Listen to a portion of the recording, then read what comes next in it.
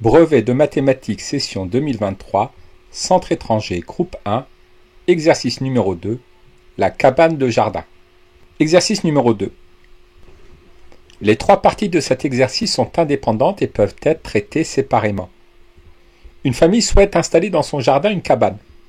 La partie inférieure de cette cabane est modélisée par le rectangle BCDF.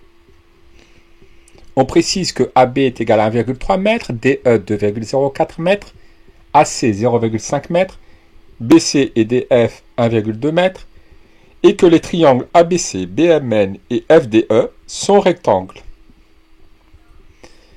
Partie A, étude du toboggan.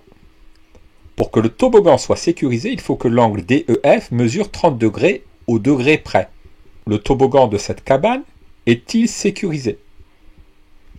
Nous allons dans le triangle DEF rectangle en D calculer la tangente de l'angle DEF.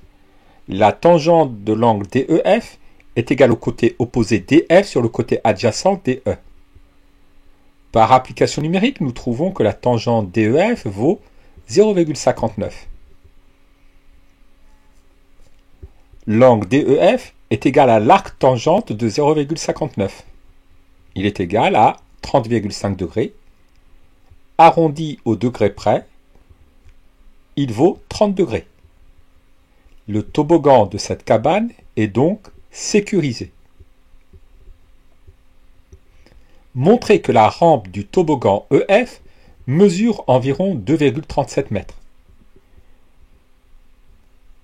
Nous pourrions ici utiliser sinus de l'angle DEF ou cosinus de l'angle DEF pour calculer la longueur EF, mais nous allons appliquer le théorème de Pythagore dans le triangle DEF rectangle en D. Le carré de l'hypoténuse EF est égal à la somme des carrés des deux autres côtés. EF au carré est égal à DE carré plus DF carré. Passons à la racine carrée. EF est égal à la racine carrée de DE puissance 2 plus DF puissance 2. En passant à l'application numérique, nous trouvons que EF est égal à 2,37 mètres. Partie B, étude de l'échelle. Pour consolider l'échelle, on souhaite ajouter une poutre supplémentaire MN comme indiqué sur le modèle. Démontrer que les droites AC et MN sont parallèles. Ici, la droite AC est perpendiculaire à la droite BC. La droite MN est perpendiculaire à la droite BC. Les droites AC et MN sont perpendiculaires à une même droite, donc les droites AC et MN sont parallèles entre elles. On positionne cette poutre MN telle que BN est égal à 0,84 m. Calculez sa longueur MN. Comme MN est parallèle à AC, et que les triangles BMN et BAC sont semblables, nous allons appliquer le théorème de Thalès aux triangles BMN et BAC. MN sur AC est égal à BN sur BC. Donc MN est égal à AC fois BN sur BC. Passons à l'application numérique. Nous trouvons que MN vaut 0,35 mètres. Partie C. Étude du bac à sable. Un bac à sable est installé sous la cabane. Il s'agit d'un pavé droit dont les dimensions sont longueur 200 cm, largeur 180 cm, hauteur 20 cm. Calculez le volume de ce bac à sable en centimètres cubes.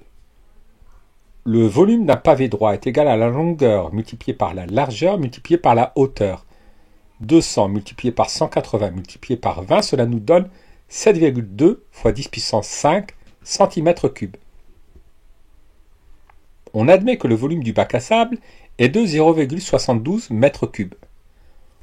On remplit entièrement ce bac avec un mélange de sable amassonné et de sable fin dans le ratio 3 pour 2. Vérifiez que le volume nécessaire de sable amassonné est de 0,432 m3 et que celui de sable fin est de 0,288 m3. Le volume de sable à maçonner est égal à 3 divisé par 3 plus 2, c'est-à-dire 3/5 du volume du bac. 3 cinquièmes de 0,72, cela nous donne 0,432 m3. De même, le volume de sable fin est égal à 2 divisé par 2 plus 3, c'est-à-dire 2 cinquièmes du volume du bac, c'est-à-dire 2 cinquièmes de 0,72, cela nous donne 0,288 m3. Un magasin propose à l'achat le sable amassonné et le sable fin, vendu en sac.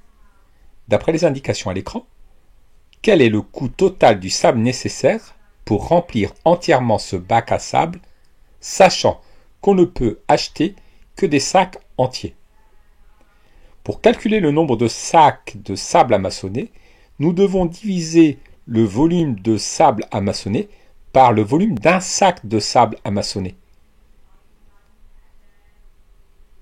0,432 sur 0,022 nous donne un nombre décimal que nous devons arrondir par excès à l'unité près. Le nombre de sacs de sable amassonné est de 20. De même, le nombre de sacs de sable fin se calcule en divisant le volume de sable fin par le volume d'un sac de sable fin. 0,288 sur 0,016, cela nous donne 18. Il nous faut donc 18 sacs de sable fin et 20 sacs de sable amassonné. Le coût de revient est égal au nombre de sacs de sable amassonné multiplié par le prix d'un sac de sable amassonné plus le nombre de sacs de sable fin multiplié par le prix d'un sac de sable fin. 20 multiplié par 2,95 plus 18 multiplié par 5,95, cela revient à 166,1 €.